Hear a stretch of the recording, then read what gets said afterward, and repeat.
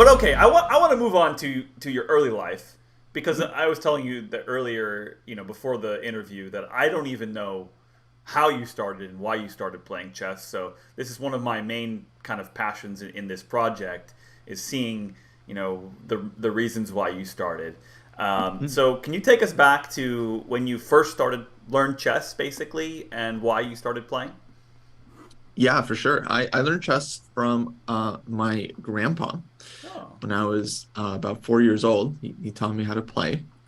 And I remember it was just we had a very, very small set, right? It was like, I don't know, maybe 12 inches by 12 inches total, the size. And it wasn't magnetic, right? So you had to be very delicate with the pieces. Like one wrong move, everything would just fall. Because they're like really thin, super light pieces, right? that's hilarious. So I Uh, remember I remember playing on that set. I can't even honestly I don't remember like learning how to play because my first memory was already us like playing the first game oh, okay. and I was Oh, moving the pieces. So clearly he must wow. have shown me how to move the pieces before then, and then we just started playing like a game. Or could it And be like Paul Morphy, where you just watched for a while and then? maybe, but I don't remember watching. I don't Okay, remember. okay, All I remember is like one day showing up to his house and we used to play cards, okay. and I don't remember if that was before chess or after chess because I learned chess again at 4, so it was very, very, but I remember like just him taking out like this kind of shiny, I think it was like a black and gold like chessboard, Oh, wow, you know, cool. and it was like a box, right, where you had the pieces, on the inside, and then yeah, just playing on that. I remember losing the first game. I couldn't tell you any of the moves. It was Right. probably not a very long game, right? Yeah, yeah. But I remember losing the first game. I remember crying, and I was crying so hard like my nose started to bleed. It's like a very Oh formative memory. And I don't even know why I was just a crybaby. I don't even know why I was so upset. It wasn't like chess was like it wasn't like a norm event. no. Yeah, yeah, yeah, yeah. You have a serious aversion to losing, it seems. I guess I did. Yeah, I mean it was strange, but actually that was kind of common. I wouldn't cry every time I lost growing up as a kid, but I would definitely cry if I lost like an important game, Yeah. like a final round or if it was like a big tournament.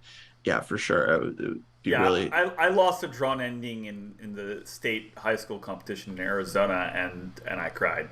So I know what you're Yeah. talking about. It's so sweet, but it's so sad. Like at the same time, because now sometimes like I walk through a tournament hall, and, you could be like on board like 952 of a scholastic event, right? It's not the championship by any means, it's just like way out, and some kids like losing, and they're just like in total tears, just like Right, right. you just feel so bad for them. And you're like, dude, like this game doesn't matter. Yeah, yeah, yeah. You have plenty more games in your career. Yeah, yeah, you're gonna have much more important and Right, difficult losses than this. right. Like, That's right. don't worry about it. So, yeah, so somehow I have that like very, very early memory of learning how to play chess. And yeah, I don't really remember like improving or getting better, but at a certain point, I started playing tournaments. My first tournament, I think, was at 5. It was actually run by Jay Stallings, who you probably Oh know wow. pretty well. Yeah, Um, for the audience, he's a Southern California organizer, quite prolific one. He's on the Scholastic Council, I believe, the U.S. Chess Scholastic Council as well. So he's really active and inspiring chess coach. No, yeah, I think he's probably had like thousands of students Yeah, going through his program, which is just incredible. yeah, I mean, yeah, it's amazing just to think like, I think I've taught a lot, right? Then I realized he's been doing it for like 20 years before I yeah, even like yeah. knew what chess was. I mean, it's crazy. So, So yeah, so you uh, played one of his tournaments first. Wow, that's amazing. yeah, yeah, yeah. Um, and Do you remember that event? I do actually. I do. Because I think my parents did the right thing in which that like they kind of prepared me for it before I ended up playing. I think a lot of kids are like unprepared. They just have no idea what a tournament is even like. Yeah, Although I would say my parents, they maybe even like they over prepared me because I was in the kindergarten section and they told me, like, look, there's going to be a pairing sheet. You're going to have to go find your name on the pairing sheet and figure out like your board numbers, like this whole thing. And then of course when I got there, it was like the kindergarten section. They literally just like picked us up and like sat us at our board. Like, all right, you're sitting here. Yeah, yeah. In the So future, they they'll made have machines do that, where the machine just picks them up and puts them. yeah, exactly. I think it was Jay himself with like a clipboard walking around when the game would finish, like, all right, that looks like checkmate, 1-0. Yeah, yeah. And so yeah, I remember a couple of games actually from that tournament. It's so funny. But yeah, I remember one game. Um, we were playing moves, and at a certain point, it was like move 20 or so. My opponent pointed out to me that they had played bishop b4 check to my king some 10 moves ago. So we were playing. Iggy, At some point, stop. my opponent plays bishop b4 check. I ignore the check. We just keep playing. 10 moves later, they point out to me, "You're in check." I'm like, oh, and then I just play like c3 and and we just kept playing. Let's go. That's amazing. Well, after 10 moves, officially, it actually stays. Yeah, I mean, I don't think you can claim it or anything, but they were just like, "You're in check, by the way." Like, Up to 9 moves, you can claim illegal move and go all the way back. Really? At least that's what the rule was when I took my CUT test. But yeah. Yeah. So, that's funny. Yeah, and then there was another game that was so painful to me where, my king is castled queenside. My king is on b8, and my opponent has a queen on b3 aimed at the king on b8. There's a pawn on b7, and then they go bishop a6, like typical pin trick. Yeah. Attacking the pawn on b7, threatening mate in 1. And I remember like seeing like, oh, bishop a6, and then like, oh, they're hitting b7. And I had like many ways of defending. And then somehow I just made a different move. And then they play queen takes b7 checkmate. Oh no. I was like, what am I doing? I saw the threat. Oh, that's hilarious. It's interesting. It's crazy. Yeah, it still boggles me how I didn't defend it. I've never heard that described before, where they saw the threat and then you basically got distracted then, right? Yeah, I just got distracted by something else. Yeah, it's 4 or 5 years old. So yeah, so I started playing my first tournaments when I was pretty young, but I built up a lot of experience, and yeah, essentially I've been playing events my whole life. Yeah, yeah. Okay, so then let's go on from there. So that was your first, like, was that rated? Mm-hmm. Wow. Yeah, I got 4th place in that tournament. Yeah. Oh, let's go. Okay, and so then did that spur you on? I'm assuming you won a nice trophy, and did that spur you on to keep playing and get serious? Yeah, definitely. I got a little trophy. It was my favorite trophy for a while because it was my first one. It was a little green, I guess, column with a little king on the top. Yeah. Marble base. I might have said something. Yeah, my brother and my brother also played scholastically for several years.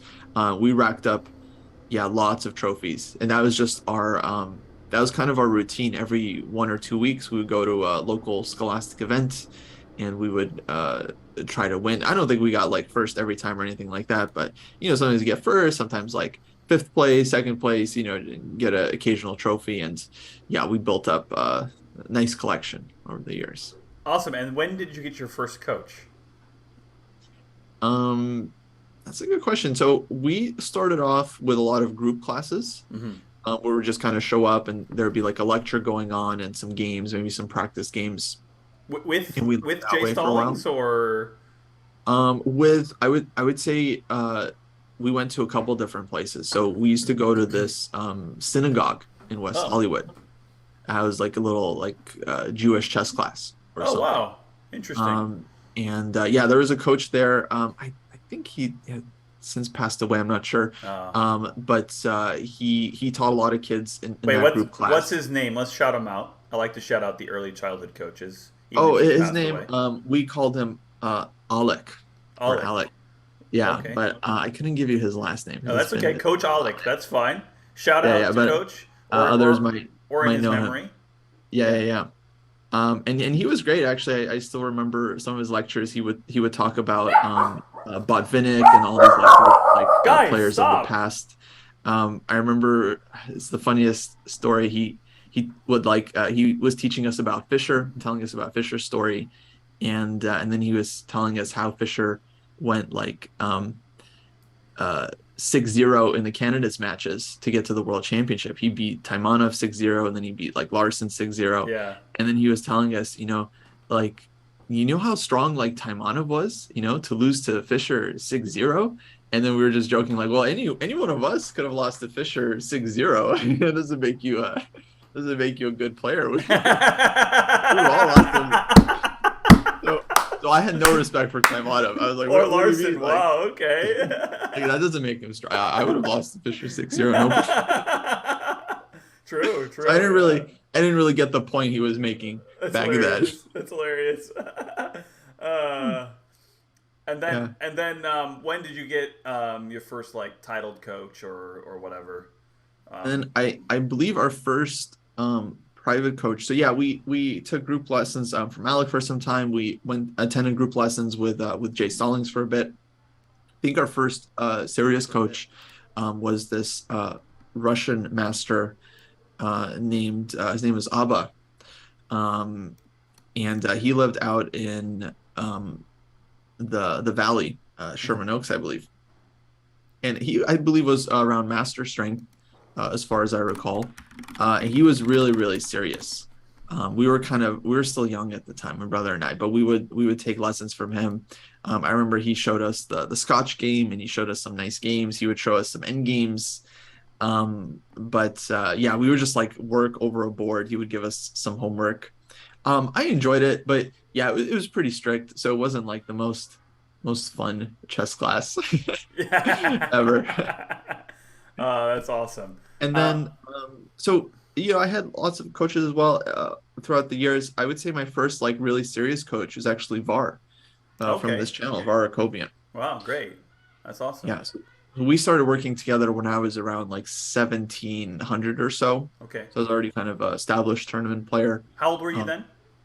I was still pretty young. I want to say I was maybe 10 or 11. No, that would have been too young. I think maybe more like 12 or 13. Okay. Having a hard time remembering it, but somewhere Yeah. around one of those years. Yeah.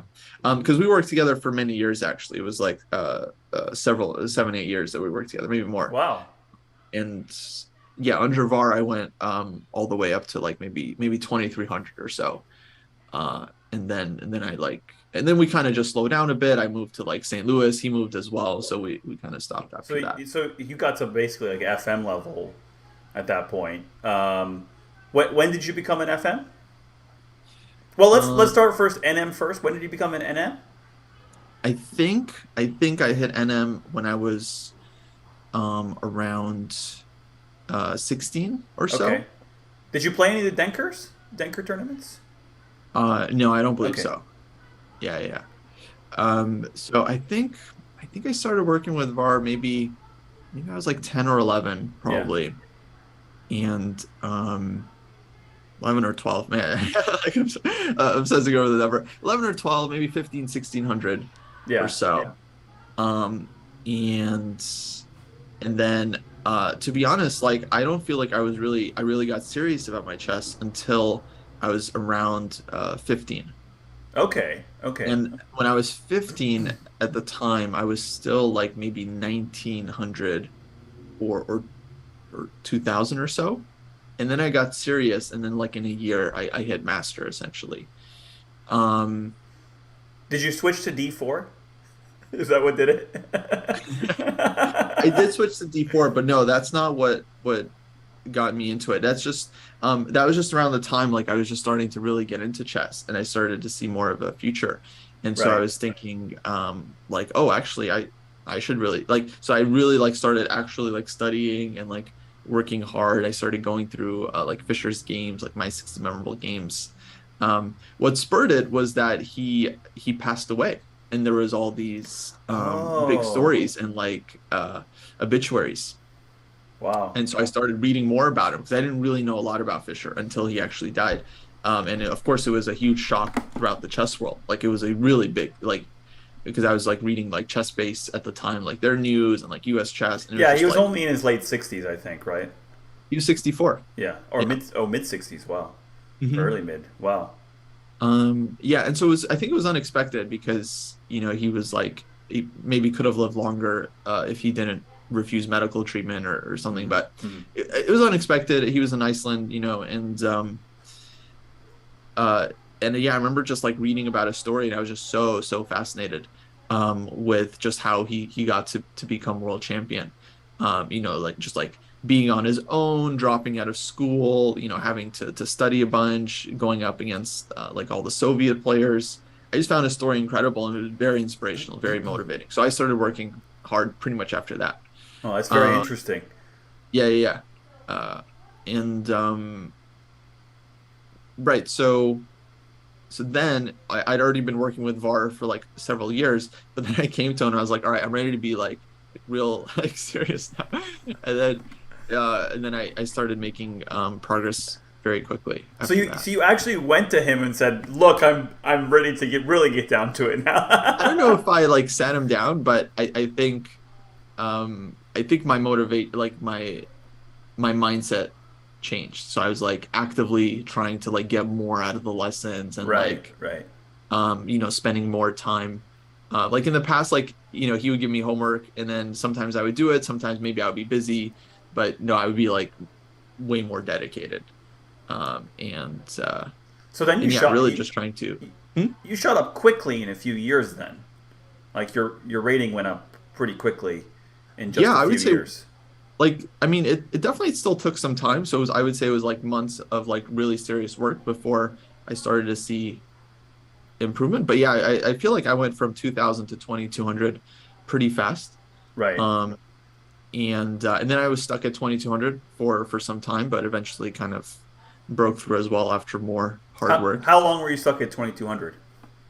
I don't remember exactly. I'm sure it was like a year or two. Okay.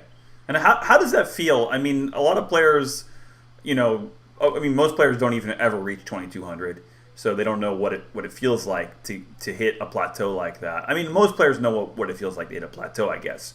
Hmm. But at that level, the competition is just getting better and better and stronger and stronger. So it's very hard to get the wins and even save games that you've been saving previously. So can you tell us how that feels to like plateau like that? Yeah, it's mainly just kind of confusing because I think you don't really realize that you're plateauing until it's been like a year and like or more and your rating hasn't really gone up. Because you feel like, you're playing chess, you have like ups and downs, you're winning some games, you're losing some games. Your rating's staying the same, but it doesn't feel like you're plateauing because sometimes you're going up, like you go up to 2240, and you're like, oh, nice. And then you like slide down 2223, and you're like 2237. Then you have a really bad event, like 20, you go down 2202. It doesn't feel like, oh, I'm just stuck at one level. It really just feels like, oh, I'm improving, but sometimes I have a bad tournament and it like pulls me back. But then after like a year of this kind of result, then you realize like, wait, like hold on, like I haven't really gone anywhere. Yeah. And so I think honestly, just the realization is the hardest part to make. And from there, it's then the tough part, of course, is actually, you have to realize that you still have a lot of work to do, maybe to Yeah. actually improve. So it's not like you just realize like, oh, I'm plateaued, I can improve now. It's like, no, you still have to actually either work on your calculation or you got to improve your skills in some really meaningful way.